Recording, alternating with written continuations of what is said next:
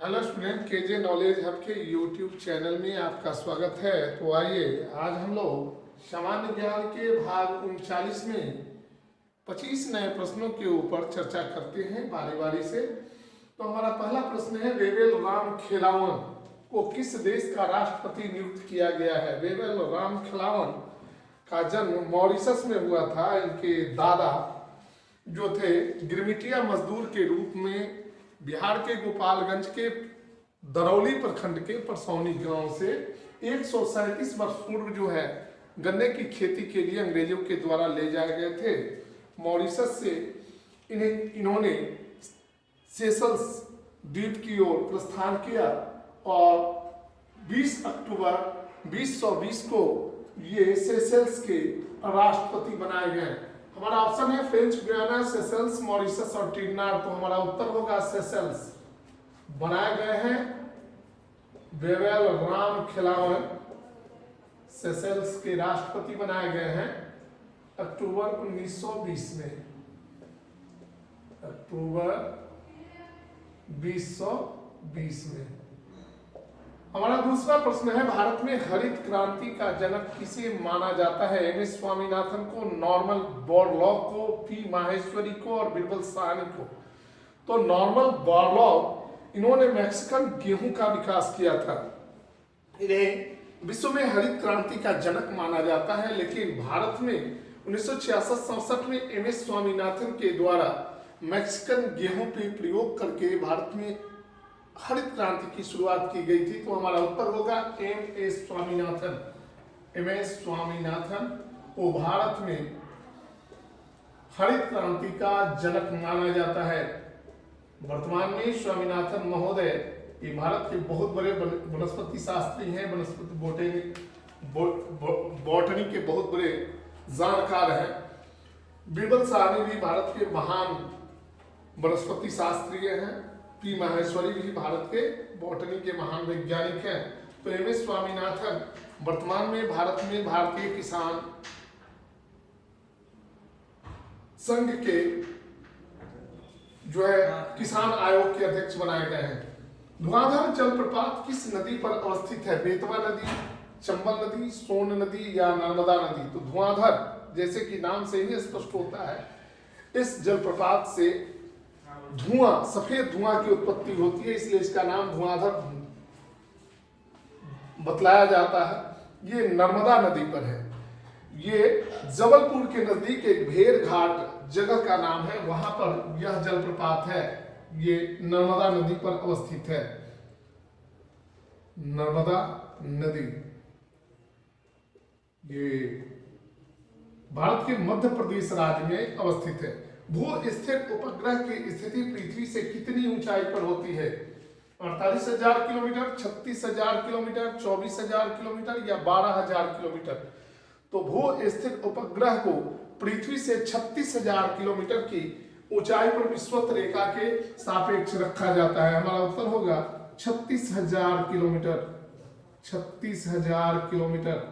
हमारा अगला प्रश्न है, प्रश्न संख्या 5, यदि 5% हानि पर एक घड़ी को 136 रुपया में बेचा जाए तो 15% लाभ के लिए उसे कितना में बेचा जाएगा? तो सबसे पहले देखते हैं, यहां एसपी जो है विक्रय मूल्य वो है 136, हानि है 15%। सबसे पहले हम क्रय मूल्य निकालते हैं। क्रय मूल्य बराबर वाट। तो क्रय मूल्य बराबर क्या होता है? क्रय मूल्य बराबर होता है विक्रय मूल्य गुणे 100 बटे 100 माइनस हानि %। 100 माइनस हानि बराबर हो जाएगा, विक्रय मूल्य है 136 गुणे 100 बटे 100 में से 15 माइनस करेंगे तो 85 होगा, बराबर हो जाएगा 136 गुणे 100 बटे 85। काटते हैं, 17 पचे 85, 17 बटे 136, 20 पचे 100, 20 अठे 160। हमको क्रय मूल्य मिल गया। अब कह रहा है कि 15% लाभ हो। तो नाउ अब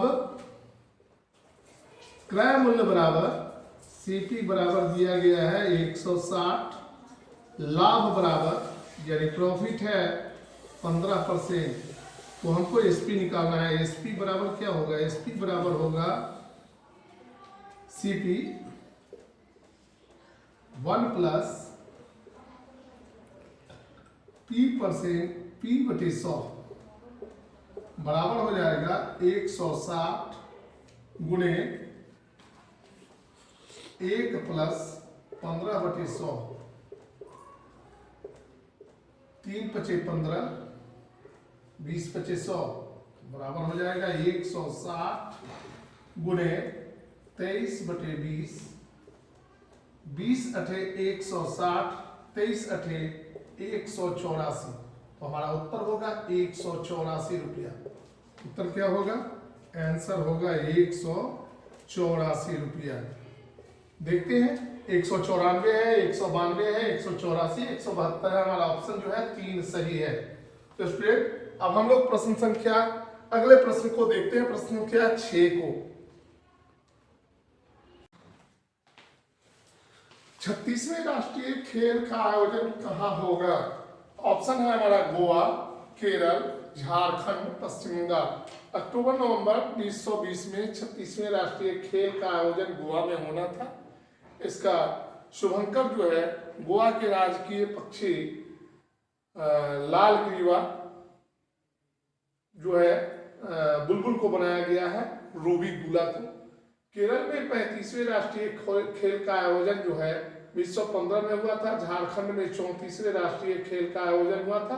पश्चिम बंगाल में भी अब तक 2 राष्ट्रीय खेलों का आयोजन हो चुका है। तो हमारा उत्तर होगा गोवा। अब कोरोना के कारण जो है ये राष्ट्रीय खेल 36वें राष्ट्रीय खेल का आयोजन जो है 2021 में किया जाएगा। भारत में रेल मार्ग की कुल लंबाई कितनी है? 39,866 किलोमीटर, 68,155 किलोमीटर, 95,981 किलोमीटर या 1,23,544 किलोमीटर। तो भारत में रेल मार्ग में 39,866 किलोमीटर और रेल मार्ग को विद्युतीकरण कर दिया गया है। वर्तमान में भारत में कुल रेल मार्ग की लंबाई जो है 68,155 किलोमीटर है, जबकि जो रनिंग पॉइंट है उसके हिसाब से यहाँ पर 95,981 किलोमीटर की रेल मार्ग बिछाई गई है। और टोटल को अगर जोड़ दिया जाए सभी लाइनों को तो वो तकरीबन 1,23,544 किलोमीटर का आता है। तो हमारा उत्तर होगा 68,155 किलोमीटर। वर्तमान में ये रेल मंत्रालय के वेबसाइट में बताया गया है कि वर्तमान में भारत में रेल मार्ग की कुल लंबाई 68,155 किलोमीटर है। हमारा अगला सवाल है, भारत में तार सेवा की शुरुआत किसके शासनकाल में हुई? Lord Hastings, Lord Ripon, Lord Dalhousie और लॉर्ड विलियम बेंटिक। तो 1850 में पहली बार सरकारी स्तर पर डायमंड हार्बर से कोलकाता तक तार लाइन की व्यवस्था की गई थी और सरकार के द्वारा यह नियंत्रण में चलाई गई। लेकिन 1853-54 में जो है आगरा से कलकत्ता के बीच तार की लाइनें बिछाई गई थी और वह शासनकाल था लॉर्ड डलहौजी का। लॉर्ड डलहौजी के शासनकाल में भारत में रेल का विकास हुआ और रेलवे की शुरुआत हुई और तार सेवा की शुरुआत हुई। इसने हड़प नीति को शुरू किया था, डॉक्ट्रिन ऑफ लैप्स। ये हमारा उत्तर होगा लॉर्ड डलहौजी। लॉर्ड डलहौजी। हमारा अगला प्रश्न है प्रश्न संख्या 9। भारत में रुपए का अवमूल्यन पहली बार कब किया गया? 1991 में, 1966 में, 1947 में, 1949 में। भारत जब आजाद हुआ था 15 अगस्त 1947 को, उस समय अमेरिका के $1 के बराबर भारत का 1 रुपया था। लेकिन 1947 के बाद भारत की आर्थिक स्थिति बिगड़ती गई और पहली बार 1949 में भारतीय रुपए का अवमूल्यन किया गया। हमारा उत्तर होगा 1949। दूसरी बार भारतीय रुपए का अवमूल्यन जो है 1966 में किया गया था और तीसरी बार 1991 में भारतीय रुपए का अवमूल्यन किया गया। तो हमारा उत्तर होगा 1949। हमारा अगला सवाल है, भारत का प्रथम सौर शहर कौन है, जहां पर सभी बिजली जो है सभी घरों तक पहुंचाई गई है सूर्य के द्वारा, सौर ऊर्जा के द्वारा। तो ये हमारा शहर है दिल्ली, लखनऊ, आनंदपुर साहिब और जयपुर। तो हमारा उत्तर होगा आनंदपुर साहिब। आनंदपुर साहिब भारत का प्रथम सौर शहर है, आनंदपुर साहिब।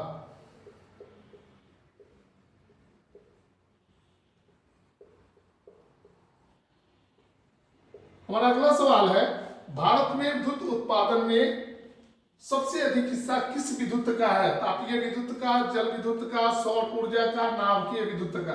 तो भारत में नाभिकीय विद्युत का हिस्सा है 1.96%। 6% भारत में जो परमाणु बिजली घर है उससे भारत के कुल ऊर्जा में जो है 1.96% यानी लगभग 2% हिस्सेदारी जो है नाभिकीय ऊर्जा की है। 7% हिस्सा जो है सौर ऊर्जा का है। जल विद्युत का तकरीबन 13% हिस्सा है और तकरीबन 68% हिस्सा जो है ये तापीय विद्युत का है वर्तमान में। इसके पहले 73% था, 73% हिस्सा तापीय विद्युत का था। तो हमारा उत्तर होगा तापीय विद्युत, तापीय विद्युत। और अगला सवाल है, बिरजू महाराज का संबंध किस नृत्य से है, कुचिपुड़ी, कथक, ओडिसी या भरतनाट्यम। तो बिरजू महाराज का संबंध है कथक नृत्य से। हमारा उत्तर होगा कथक नृत्य। स्टूडेंट, अब हम लोग प्रश्न संख्या 13 को देखते हैं। प्रश्न संख्या 13 है,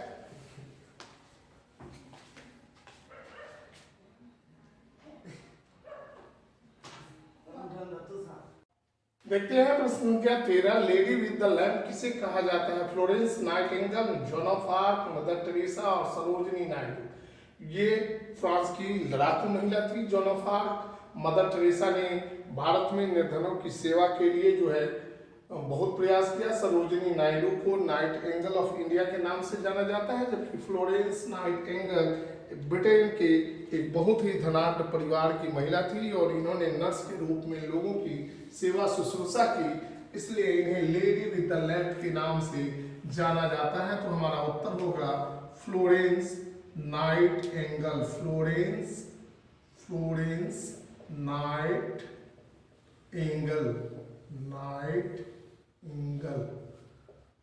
हमारा अगला सवाल है प्रश्न संख्या 14। क्यूरी किसकी इकाई है, ताप की, रेडियो एक्टिविटी यानी रेडियो धर्मिता की, प्रतिरोध की या ऊर्जा की। तो ऊर्जा की इकाई जो है जूल है, प्रतिरोध की इकाई ओम है, ताप की इकाई केल्विन है, जबकि रेडियो एक्टिविटी यानी रेडियो धर्मिता की इकाई क्यूरी मैडम क्यूरी ने रेडियम और पोलेनियम जैसे रेडियो धर्मी तत्वों की खोज की थी। तो क्यूरी कहा जाता है, यह रेडियो एक्टिविटी की इकाई है। रेडियो एक्टिविटी यानी रेडियो धर्मिता। प्रश्न संख्या 15। हिटलर जर्मनी का चांसलर कब बना, 1927 में, 1929 में, 1931 में या 1933 में। तो 1933 में जर्मनी में हिटलर को जो है प्रधानमंत्री यानी चांसलर के रूप में नियुक्त किया गया। हमारा उत्तर होगा 1933। 1933 में हिटलर को जर्मनी का चांसलर यानी प्रधानमंत्री नियुक्त किया गया। प्रश्न संख्या 16। बौद्धिक संपदा सूचकांक 2020 में भारत का कौन सा स्थान है, 53वां, 41वां, 40वां या 36वां। तो बौद्धिक संपदा सूचकांक में 53 देशों को शामिल किया गया है। ठीक है, इसमें 2019 में भारत का स्थान 36वां था, लेकिन 2020 में यह खिसककर 4 पायदान नीचे खिसका है और इसका स्थान 40वां है। 2020 की सूची में भारत का स्थान जो है 40वां है। हमारा अगला प्रश्न है प्रश्न संख्या 17। भारत का सबसे गहरा बंदरगाह कौन है, चेन्नई, विशाखापत्तनम, पारादीप या हल्दिया। ये चारों के चारों जो है पोर्ट ये पूर्वी तट के पोर्ट है। इनमें से सबसे गहरा, भारत का सबसे गहरा विशाखापत्तनम पोर्ट जो है सबसे गहरा है, सबसे गहरा। और सबसे बड़ा पोर्ट जो है वह है नवा सेवा यानी जवाहरलाल नेहरू पोर्ट मुंबई। ये जो है ये सबसे व्यस्ततम पोर्ट भी है नवा सेवा, लेकिन सबसे गहरा पोर्ट जो है विजाग यानी विशाखापत्तनम है। तो हमारा उत्तर होगा विशाखापत्तनम। विशाखापत्तनम का दूसरा नाम है विजाग। हमारा अगला सवाल है प्रश्न संख्या 18, बैंक ऑफ बड़ौदा के साथ किन दो बैंकों का विलय किया गया? 1 अप्रैल 2019 को रिजर्व बैंक ऑफ इंडिया ने बैंक ऑफ बड़ौदा को भारत का तीसरा सबसे बड़ा बैंक बताया था। तो हमारा ऑप्शन जो है इसमें है विजया बैंक और कैनरा बैंक, दूसरा ऑप्शन है विजया बैंक और देना बैंक, तीसरा ऑप्शन है देना बैंक और कैनरा बैंक, और चौथा ऑप्शन है इनमें से कोई नहीं। तो रिजर्व बैंक के मुताबिक 1 अप्रैल 2019 को विजया बैंक ऑफ बड़ौदा के साथ विजया बैंक और देना बैंक को मिला दिया गया, इसका विलय कर दिया गया। और स्टेट बैंक समूह भारत का सरकारी क्षेत्र का सबसे बड़ा बैंकिंग समूह बना। उसके बाद दूसरा समूह जो है ICICI बैंक का था, और तीसरा समूह जो है बैंक ऑफ बड़ौदा का बना है। तो हमारा उत्तर होगा विजया बैंक और देना बैंक, इन दो बैंकों का विलय हुआ था बैंक ऑफ बड़ौदा में। हमारा अगला सवाल है विजया बैंक और देना बैंक। हमारा अगला सवाल है प्रश्न संख्या 19, भारत की जीडीपी में यानी सकल घरेलू उत्पाद में कृषि का कितना योगदान है? तो देखते हैं कृषि का योगदान 13.67%, 15.2%, 17.7% या 16.5%। तो 16.5%। तो देखते हैं 2019-20 के आर्थिक सर्वेक्षण के अनुसार भारत के जीडीपी में कृषि का 13.67% हिस्सा है। 2013-14 में कृषि का 17.7% हिस्सा था। 2017-18 में कृषि का 15.2% हिस्सा था, जबकि 18-19 में 16.5% हिस्सा था। तो हमारा उत्तर होगा 13.67%, यानी लगभग 14%। आंसर होगा 13.67%, लगभग 14%। अब स्टूडेंट हम लोग देखते हैं प्रश्न संख्या 20। देखते हैं प्रश्न संख्या 20, भारतीय प्रेस का मुक्तिदाता किसे कहा जाता है? लॉर्ड कॉर्नवालिस को, लॉर्ड रिपन को, लॉर्ड चार्ल्स मैटकॉफ को या लॉर्ड एलनबरो को? लॉर्ड एलनबरो ने भारत में दास प्रथा का अंत किया था 1843 में। 1843 में दास प्रथा का अंत किया था।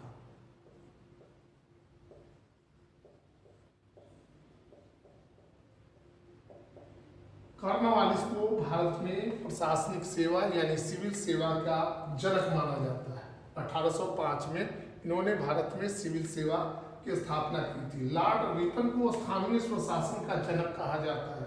इन्होंने 1882 में स्थानीय स्वशासन की भारत में शुरुआत की थी। और लॉर्ड चार्ल्स मैटकॉफ को भारतीय प्रेस का मुक्तिदाता कहा जाता है।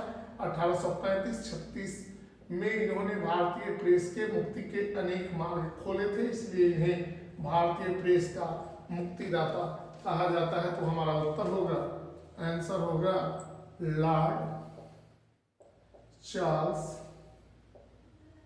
मैटकॉफ।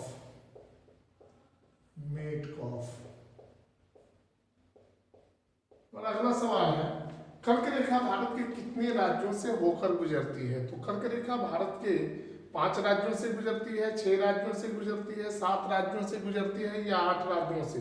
कर्क रेखा भारत के 8 राज्यों से होकर गुजरती है। राज्य है गुजरात, राजस्थान, मध्य प्रदेश, छत्तीसगढ़, झारखंड, पश्चिम बंगाल, त्रिपुरा और मिजोरम। तो हमारा उत्तर होगा 8। 8 राज्य हैं गुजरात, राजस्थान, मध्य प्रदेश, छत्तीसगढ़, झारखंड, पश्चिम बंगाल, मिजोरम और त्रिपुरा।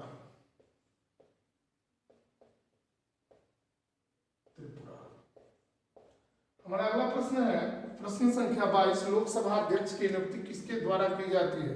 राष्ट्रपति के द्वारा, उपराष्ट्रपति के द्वारा, लोकसभा के सदस्यों के द्वारा या सर्वोच्च न्यायालय के मुख्य न्यायाधीश की?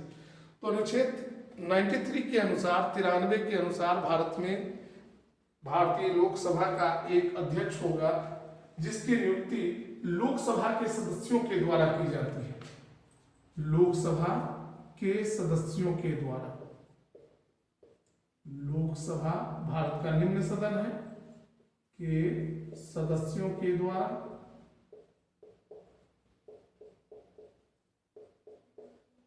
और इसका संबंध जो है अनुच्छेद 93 से है, अनुच्छेद 93।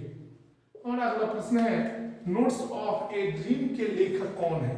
नोट्स ऑफ ए ड्रीम जो है एक ऑटोबायोग्राफी है, इसके लेखक कौन है? कृष्णा त्रिलोक, A.R. रहमान, लता मंगेशकर या अन्नू मलिक? तो कृष्णा त्रिलोक ने A.R. रहमान की आत्मकथा को लिखा है, उसका नाम है नोट्स ऑफ ए ड्रीम। तो हमारा उत्तर होगा कृष्णा त्रिलोक। कृष्णा त्रिलोक ये पुस्तक जो है 2018 में प्रकाशित हुई है, 2018 में। हमारा अगला सवाल है 24 नंबर, इब्न बतूता किसके शासनकाल में भारत आया था? कुतुबुद्दीन ऐबक के शासनकाल में, बलबन के शासनकाल में, अलाउद्दीन खिलजी के शासनकाल में या मोहम्मद बिन तुगलक के शासनकाल में? इब्न बतूता 1333 ईस्वी में भारत आया था और उस समय जो शासनकाल था मोहम्मद बिन तुगलक का शासनकाल था। मोहम्मद बिन तुगलक को पागल बादशाह के नाम से जाना जाता है। उन्होंने अपनी राजधानी दिल्ली से देवगिरी ट्रांसफर की थी। इसके अलावा इन्होंने सांकेतिक मुद्रा का प्रचलन किया था, चमड़े के सिक्के चलाए थे। तो हमारा उत्तर होगा मोहम्मद बिन तुगलक। मोहम्मद बिन तुगलक के शासनकाल में इब्न बतूता भारत आया था। हमारा अंतिम प्रश्न है, 1 का स्क्वायर, 2 का स्क्वायर, 3 का स्क्वायर, 4 का स्क्वायर, 5 का स्क्वायर, 6 का स्क्वायर एवं 7 के स्क्वायर का माध्य क्या होगा? तो देखते हैं, माध्य बराबर होगा, माध्य बराबर 1 का स्क्वायर मतलब 1, 2 का स्क्वायर मतलब 4, 3 का स्क्वायर 9, 4 का स्क्वायर 16, 5 का स्क्वायर 25, 6 का स्क्वायर 36, 7 का स्क्वायर 49 बटे 7। जोड़ते हैं, 49 1 50, 86, 86 और 5 91 20, 91 20, 111, 111 और 111 9, 120, 16 136, 4 140 इक्वल हो जाएगा 140/7 इक्वल 20। तो हमारा उत्तर होगा 20। हमारा उत्तर होगा 20। 1 का स्क्वायर, 2 का स्क्वायर, 3 का स्क्वायर, 4 का स्क्वायर, 5 का स्क्वायर, 6 का स्क्वायर एवं 7 के स्क्वायर का माध्य होगा 20। तो स्टूडेंट, आज हमने आपके समक्ष 25 प्रश्नों को प्रस्तुत किया, बारी बारी से उसका विश्लेषण किया। अगर आपको वीडियो अच्छा लगे तो उसे लाइक करें, शेयर करें, सब्सक्राइब करें। अगले वीडियो का इंतजार करें। तब तक के लिए बाय बाय।